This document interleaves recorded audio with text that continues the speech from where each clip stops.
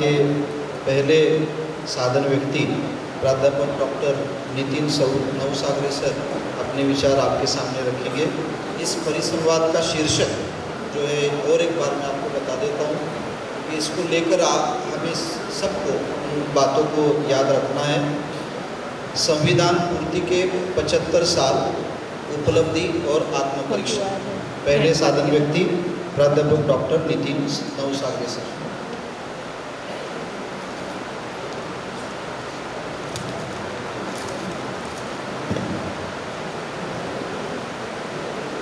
साथियों, यहाँ आने बाद मुझे पता चला कि हिंदी में बात करनी है, क्योंकि अभी तक माधव भागवत जी से मैं बात कर रहा था और बाकी सब लोगों से, और आपका जो कार्यक्रम पत्रिका आई सब मराठी में थी, और जितने बार मैं आंध्र प्रदेश निर्गुण समिति के कार्यक्रम में जाता हूँ तो मराठी में बात होती है। तो यहाँ आने बाद जब पता चला हिंदी में बात करनी है, दिख रहा है कि हिंदी में बात करनी है, तो आप लोग मेरी हिंदी को संभाल लें।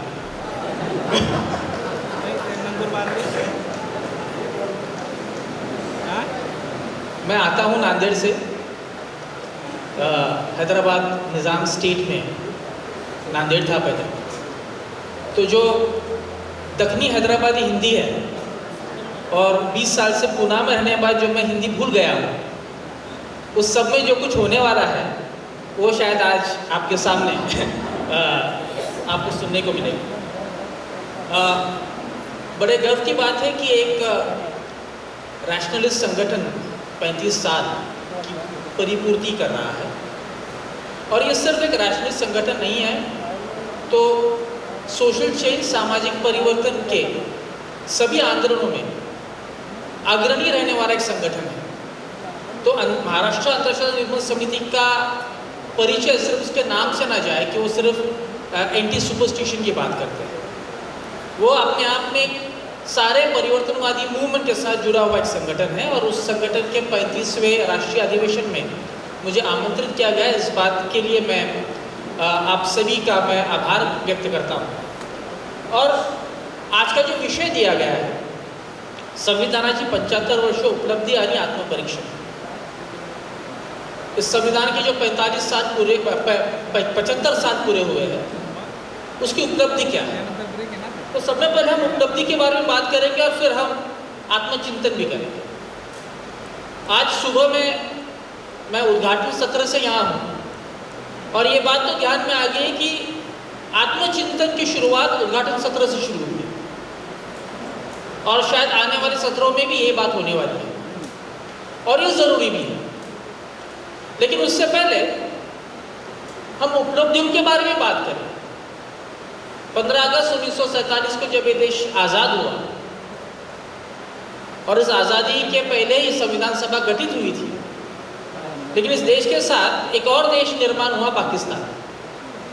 और इस संविधान सभा के कुछ लोग जो है वो पाकिस्तान के संविधान सभा के मेंबर बने, और कुछ लोग भारत के संविधान सभा के मेंबर बने।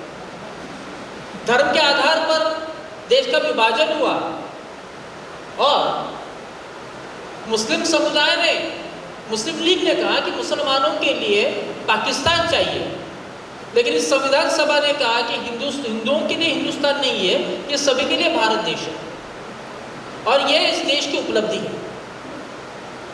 ताकि इस प्रतिक्रिया में अगर हम जीते कि बचे कुचे लोगों के लिए ये सिर्फ हिंदुओं के लिए हिंदुस्तान है, तो हमने कहा कि नहीं, ये सभी लोगों के लिए भारत है। India that is Bharat. और संविधान सभा में के जो लोगों ने 2 साल 11 महीने और 17 दिनों में जो संविधान निर्माण करके हमें दिया, उसके 2500 से अधिक संशोधन हुए निर्माण करते समय।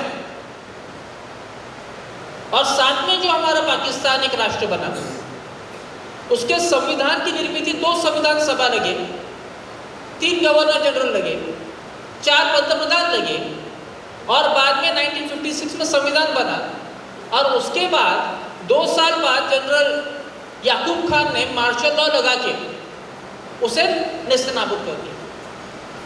1963 में एक नया संविधान आया और उसके बाद 1972 में नया संविधान आया और कई बार मार्शल लॉ और मिलिट्री रूल लगा है।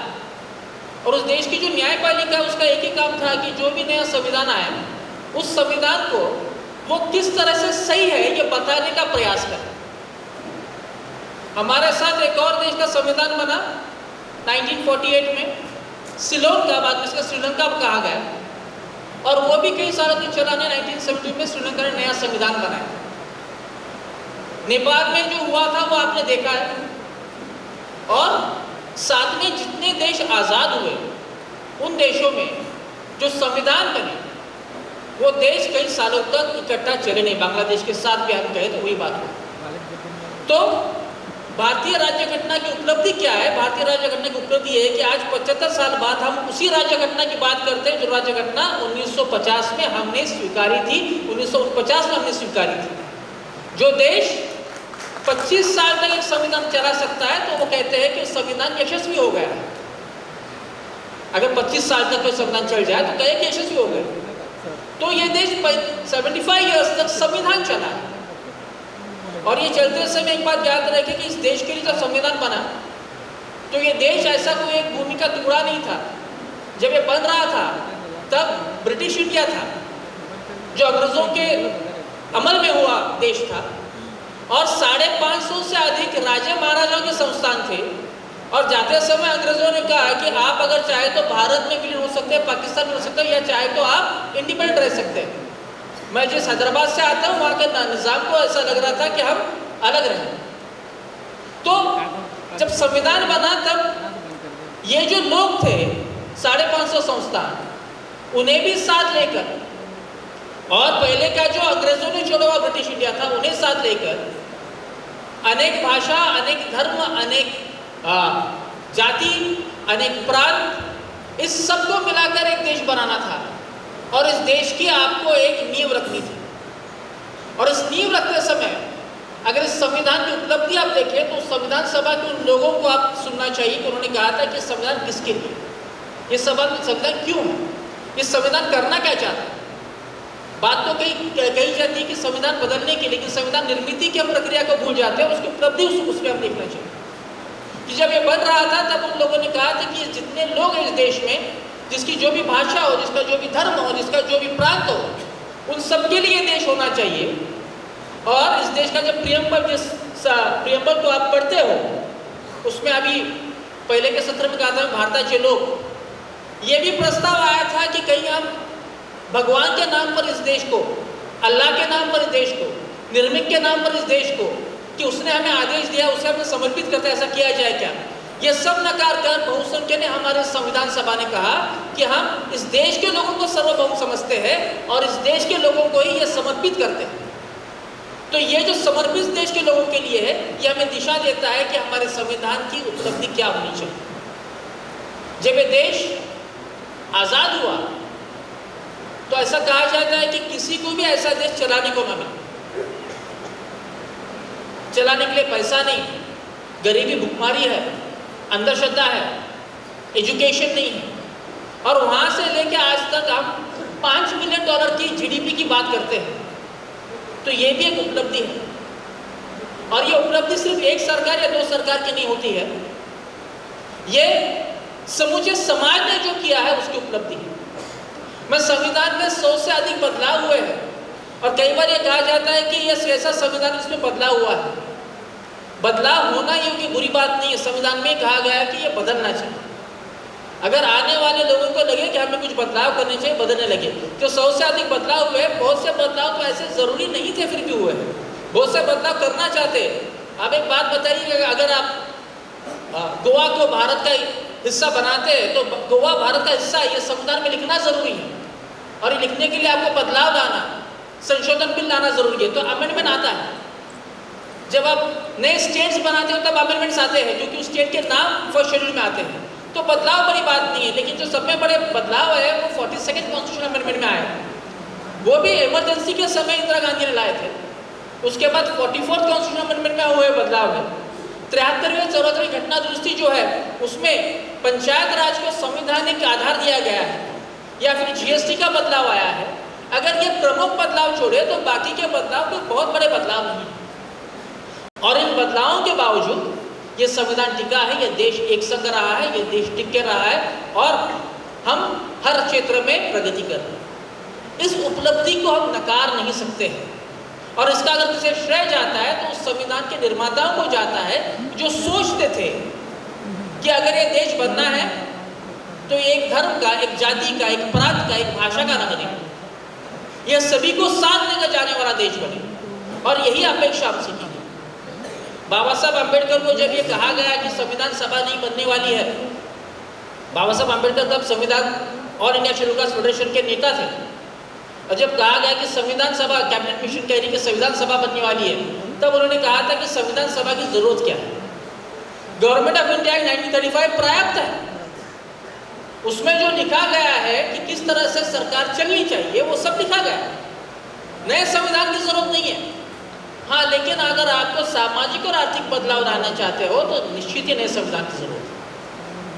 और तभी हम ये कहते हैं कि संविधान की उपलब्धि को अगर हम बात करें तो उस उपलब्धि को हमें किस टचस्टोन पे देखना चाहिए। और वो बाबा साहब अम्बेडकर ने संविधान सभा में कहा था कि आज हमने पॉलिटिकल इक्वालिटी लाई है, पॉलिटिकल डेमोक्रेसी लाई है, सोशल इक्वालिटी, सोशल डेमोक्रेसी की बात हम कब करेंगे, इकोनॉमिक इक्वालिटी और इकोनॉमिक डेमोक्रेसी की बात हम कब करेंगे। और आने वाले समय में आने वाली सरकारों ने अगर ये सोशल इनइक्वालिटी, सामाजिक असमानता, इकोनॉमिक इनइक्वालिटी, आर्थिक असमानता अगर नष्ट नहीं की तो ये जो डेमोक्रेसी है, ये जो लोकशाही है, इसका जो डोलारा है ये गिर जाए। ये बाबा साहब अम्बेडकर संविधान सभा में भी कहते हैं पहला इलेक्शन तो होना बाकी है और ये देश चलना बाकी है। और इसीलिए बाबा साहब ने पहले कहा था कि संविधान बना क्यों, ये संविधान बना है सामान्य इंसान के। संविधान सभा में कहा गया था कि हम विलेज, गांव को विकास का केंद्र बिंदु बनाएं। बाबा साहब कहते थे नहीं, हम व्यक्ति को विकास का केंद्र बिंदु बनाएंगे, व्यक्ति है विकास का केंद्र बिंदु होना चाहिए। बड़ी क्रांतिकारक बात है, इसलिए कि उस व्यक्ति की जात, उस व्यक्ति का धर्म, उस व्यक्ति की वंश, उस व्यक्ति का रेस, उसके जेंडर ना देखे, वो व्यक्ति भारतीय है और उसका वो विकास का केंद्र बिंदु होना चाहिए। ये संविधान की अपेक्षा है, ये संविधान इसलिए काम करता है। और इसीलिए जिसको मैं उपलब्धि कहता हूँ कि हम 5 ट्रिलियन और मिलियन डॉलर्स की इकोनॉमी बनते हैं, ये बात गर्व की जरूर है। फोर्ब्स मैगजीन में हमारे कई लोग, उनके नाम आते, ये बात गर्व की जरूर है। लेकिन इस बात को भी जो मार्टिन भाई ने सुबह कही थी, उस बात को भी आपने तवज्जो देना जरूरी है कि भूखे कंगाल, भूखे लोगों में इस देश का नंबर पहले कुछ लोगों में आता है। इस बात को भी हमें देखना चाहिए कि अर्जुन सेन गुप्ता कमेटी ने कहा गया था कि इस देश में 70% लोग ऐसे हो जो दिन में 20 रुपये से ज़्यादा खर्चा नहीं कर सकते। 20 रुपये में क्या आता है, एक बिस्लरी की बोतल, एक कप चाय। 20 रुपये ज़्यादा खर्चा नहीं कर सकते।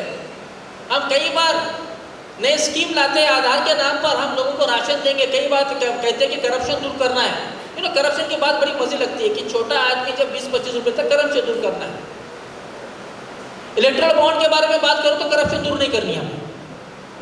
आधार कार्ड लाया गया है और उसके बाद आधार से जुड़े हुए हमारा नाम नहीं है, इससे लोगों को राशन नहीं मिलता है। राशन नहीं मिलने से लड़की मर गई है, बच्ची माँ मर गई है। ये भी हमने इस देश के आज़ादी के 75 साल बाद देखा। तो उपलब्धियों की बात करते समय हम ये कहते हैं कि हम देश में कितने फ्लाईओवर्स बने, लेकिन ये भी देखना चाहिए कि इस देश में आज भी लोग जाति व्यवस्था के शिकार है, आज भी लोग भुखमारी के शिकार है, आज भी लोग अंधश्रद्धा के शिकार है। और यह आत्मपरीक्षण की बात शुरू हो जाती है, जिसे हम उपलब्धि कहते हैं। मैंने आपको गिनवा दी कि हम एक संघ देश उपलब्धि है, इसको हमें मानना चाहिए। इलेक्शंस होते हैं और अच्छी तरह से इलेक्शंस होते हैं, आज तक की तो उपलब्धि है। और कल परसों तक इलेक्शन कमीशन की स्वायत्ता था, ये भी हमारी कल परसों तक की उपलब्धि थी। जी हाँ, आज भी इलेक्शन कमीशन कहने बाद यहाँ जितने लोग बैठे हैं उन्हें सिर्फ एक ही नाम याद आता है, वो है TN सेशन, क्योंकि वो उपलब्धि थी। वो उपलब्धि थी कि जिन्होंने आपको इलेक्शन कमिश्नर बनाया वो इंसान, उसने भी कहा कि नहीं ये चलेगा नहीं, ये मॉडल कोड ऑफ कंडक्ट में आता नहीं है। इस देश की ये भी उपलब्धि है कि अगर इस देश का पंतप्रधान अगर इलेक्शन कोड ऑफ कंडक्ट को अगर तोड़ता है तो उसके खिलाफ इलाहाबाद हाईकोर्ट का निर्णय जाता है, उसका इलेक्शन रद्द हो सकता है। ये भी एक समय इस देश की उपलब्धि थी। तो उपलब्धियों के नाम पर गिनने के लिए बहुत है। और दुष्यंत कुमार की भाषा में चोरी सी छाती भी है। लेकिन अब आत्म परीक्षण की जब बात करें तो बहुत बातें हमें चुभने वाली है, और मेरे ख्याल से आने वाले समाज को मैं इसलिए कहता हूँ कि उपलब्धियों के बारे में बात करें, क्योंकि हम नेगेटिव ना हो। हम सब लोग 35 साल बाद इकट्ठे आते हैं, ये भी एक उपलब्धि समझनी चाहिए, नहीं तो वो हम इकट्ठा ना आने देते। आज इमरजेंसी डिक्लेयर नहीं कर सकते, लेकिन इमरजेंसी सब बिहेव तो कर सकते हैं, तो ये भी हम अपने आप में उपलब्धि कहें। लेकिन अगर आत्म परीक्षण की बात करें तो मुझे कई बात पर फिर एक बार बाबा साहब से बात करनी होती है, और उन्होंने कहा था कि संवैधानिक नैतिकता के बारे में क्या है।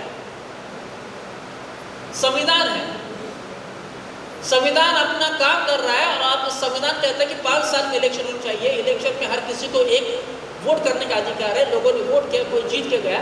अब जीत के जाने के बाद वो इस देश का बेताज बादशाह नहीं बन जाता है, वो इस संविधान के अंदर ही काम करता है, और उसके लिए जरूरी है संवैधानिक नैतिकता। जो IAS IPS ऑफिसर बनता है, बनने बाद 60 साल तक रिटायर होगा, लेकिन तब तक वो बेताज बादशाह नहीं, उसके लिए जरूरी संवैधानिक नैतिकता। जो सुप्रीम कोर्ट हाईकोर्ट का जज बनता है, वो 60 साल तक, 62 साल तक, 65 साल तक नौकरी कर सकता है, लेकिन उसके लिए जरूरी है संवैधानिक नैतिकता। और बाबा साहब कहते हैं कि संविधान के हिसाब से समाज का संवैधानिक नैतिकता क्या है? ऐसी बात है जो लिखी नहीं गई, लेकिन जो करनी जरूरी है।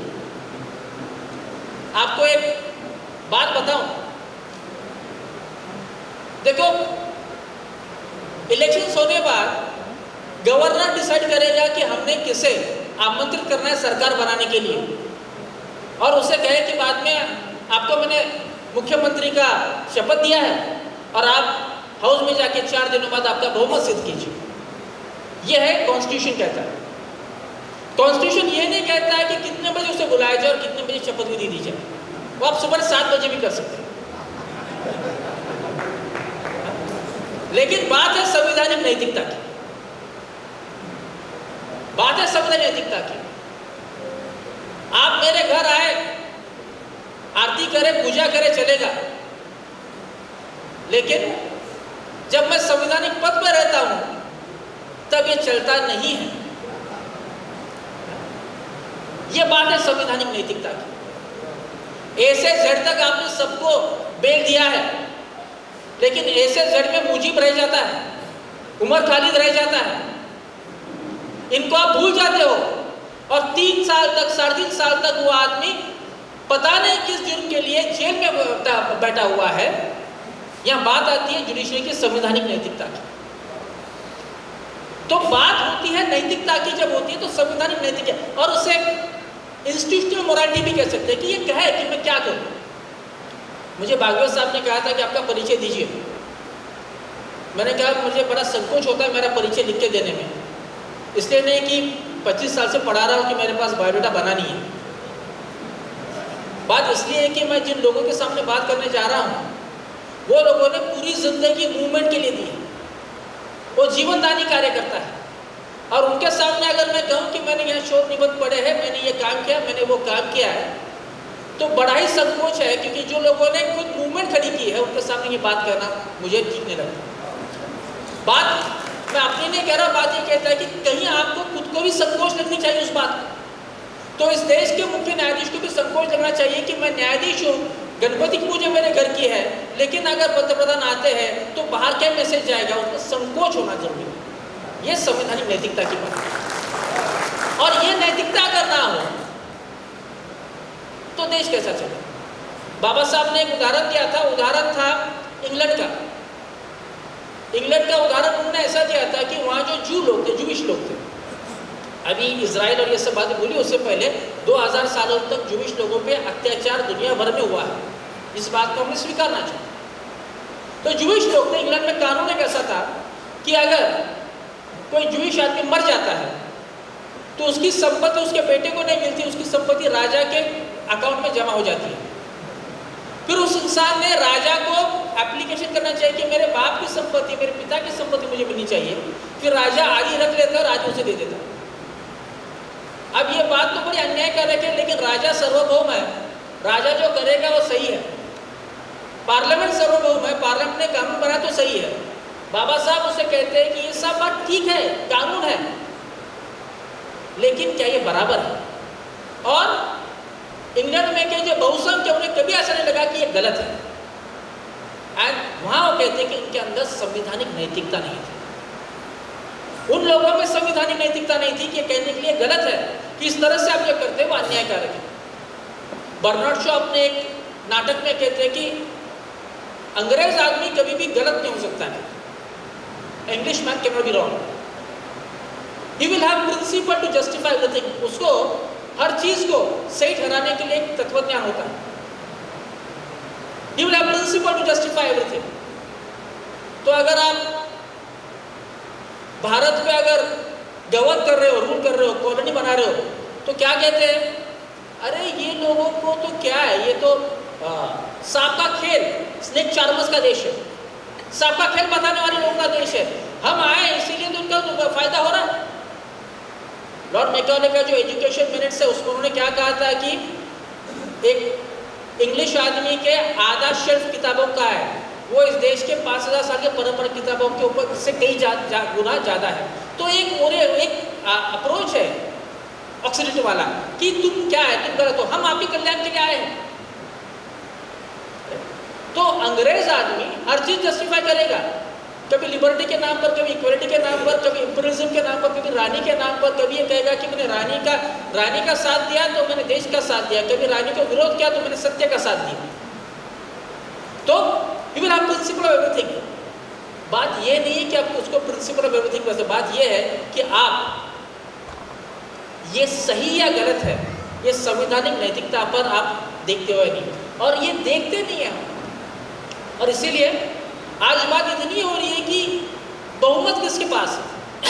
आपको बात बताओ, और बात यह है कि जब संविधान सभा में पहली बैठक होने वाली थी संविधान सभा की, तो उस बैठक में बाबा साहब अम्बेडकर उठे। जयकर ने पहले ये कहा था कि हम रुके, क्योंकि मुस्लिम लीग ने तभी बहिष्कार कर दिया था, और जयकर ने कहा था कि हम रुके और मुस्लिम लीग के साथियों को हम कहे कि वो आए। ये पार्टी चुनाव होने से पहले की बात है। बाबा साहब उठे और बाबा साहब ने कहा कि हमने जो जयकर साहब ने कहा है वो सही है और हम रुकना चाहिए उनके लिए। और एक बहुत बड़ी बात कही, वो बात मैं आपसे कहना चाहता हूँ। उन्होंने ऐसी कही कि देखो, ये बात नहीं है कि हमारे पास कोरम नहीं है हाउस चलाने के लिए, हम 250 लोग हैं। ये बात नहीं कि हमारे पास कोरम नहीं है। It's not that whether we are right, it's not that whether we have a right, but it is whether it is wise to do so. क्या ये समझदारी की बात होगी कि आधे लोग 135 लोग बाहर है, उन्हें बिना बुलाए हम यहाँ संविधान सभा की बैठक चुन के हम रुके उनके लिए। और ये बात इसलिए जरूरी है कि अगर हम कहते हैं कि हमें बहुमत मिला, हम चुन के गए और हमारे पास बहुमत से हम करेंगे, ये नहीं कि आपके पास कोरम नहीं, ये नहीं कि आपके पास बहुमत नहीं है। बात ये है कि क्या ये करना समझदारी की बात है। तो जब सुप्रीम कोर्ट ने कहा कि चीफ इलेक्शन कमीशन के अपॉइंटमेंट में विरोध अपोजिशन भी होना चाहिए, तो क्या किया गया, 100 से अधिक खासदारों को निलंबित किया गया और वो संशोधन बिल पास कर दिया गया। मेरी चिंता इस बात पर है कि हम संवैधानिक नैतिकता को पालते नहीं। और ये सिर्फ मैंने अभी संस्थाओं के बारे में बताया, जुडिशरी के बारे में बात की, एग्जीक्यूटिव की, पार्लियामेंट के बारे में बात की, लेकिन लोगों के बारे में यही है। हम अंतरराष्ट्रीय निर्मूलन समिति की बात करते हैं, काम करते हैं, जादू टोना, ब्लैक मैजिक, भानामती, केदामती, इसके बारे में बात करते हैं। ये जब इंडिविजुअल लोग करते हैं इसके बारे में बात करते हैं। सुप्रीम कोर्ट ने कहा कि दिवाली में दिल्ली में फटाके ना जलाए। क्यों ना जलाए? पोल्यूशन होता है, नॉइज पोल्यूशन होता है, एयर पोल्यूशन होता है। दिल्ली का पोल्यूशन लेवल ऐसा है कि आज अगर कोई सांस ले तो उसे अटेम्प्ट टू सुसाइड का अगर उसके ऊपर गुनाह दर्ज हो जाएगा, इतना बुरा हाल। तो कहा था कि हम ऐसा ना करें। सभी राजकीय संगठन अगर ये कहने लगे कि हमारा त्योहार है, ये हमारे धर्म के ऊपर आक्रमण है और हम अभी पटाखे जलाएंगे, जोर शोर से जलाएंगे, सुप्रीम कोर्ट जो कहना है कहे। इस अंधश्रद्धा के बारे में हमें बात करनी जरूरी है और ये पॉलिटिकली वेल थॉट लाया जाता है। जो धार्मिक ध्रुवीकरण हो रहा है ये और भयंकर है। एक इंसान की अंधश्रद्धा दूसरे इंसान का शोषण करती है।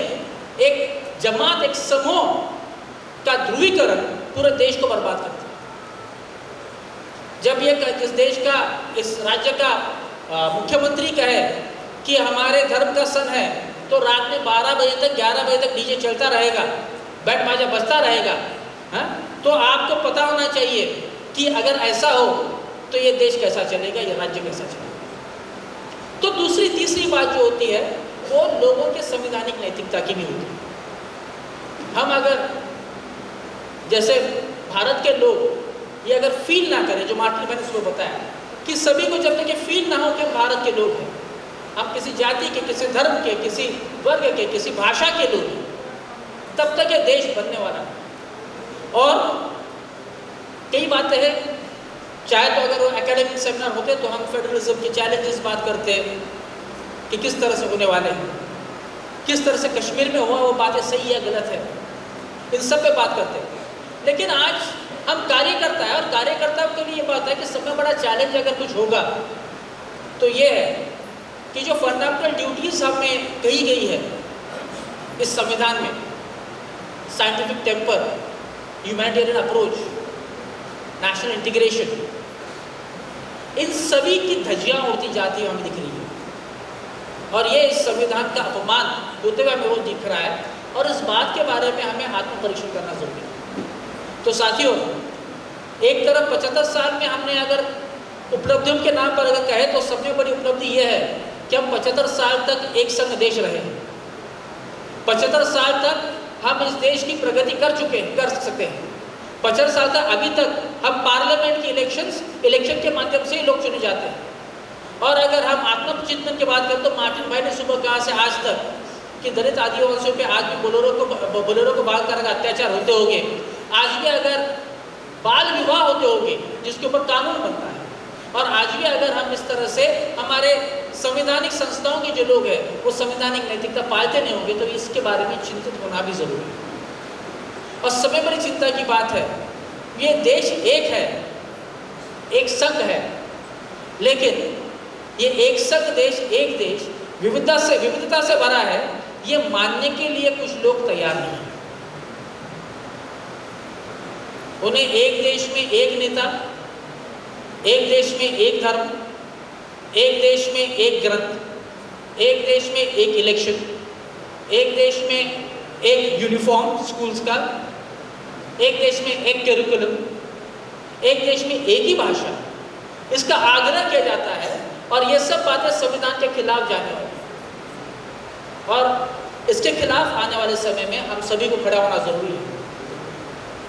आज मैं जब अंतर्राष्ट्रीय निर्मूलन समिति के इस मंच पर बात कर रहा हूँ तो मुझे पता है मैं कई बार NGOs के मंच पर जाता नहीं हूँ, और नहीं जाने का कारण ये है कि वर्ल्ड बैंक ने 1997 में कहा था कि government should give its responsibilities as a vehicle to the NGOs, और गवर्नमेंट फंड के ऊपर ये सब काम चलते हैं, तो जैसा फंड मतलब वैसा चलता है। लेकिन कुछ बातें जैसे संगठन होते हैं, सिटीजन्स फॉर डेमोक्रेसी और जस्टिस एंड पीस वाले होते हैं, वो पब्लिक फोरम्स है, वो पब्लिक स्ट्रगल मूवमेंट है, जिन्हें आज ब्रांडेड किया जाता है कि वो अर्बन नक्सल्स हैं। लेकिन हम जानबूझ के यहाँ जाते हैं ये कहने के लिए कि हम लोगों की आवाज़ उठाते हैं, हम लोगों के सवाल रखते हैं, और इसीलिए इस देश की विविधता अगर हमें टिकानी होगी तो हमें संविधान को हाथ में लेकर आने वाला संघर्ष करना होगा।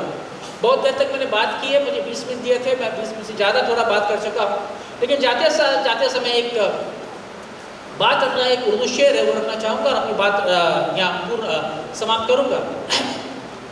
एक शायर ऐसा कहता है कि जब ये तय हो कि चमन के हर फूल एक ही रंग के हो, कमल का फूल किधर जगह, जब ये तय हो चमन के हर फूल एक ही रंग के हो, तब किसी को गुलदस्ता पेश करना भी अपने आप में इनकलाब होता है।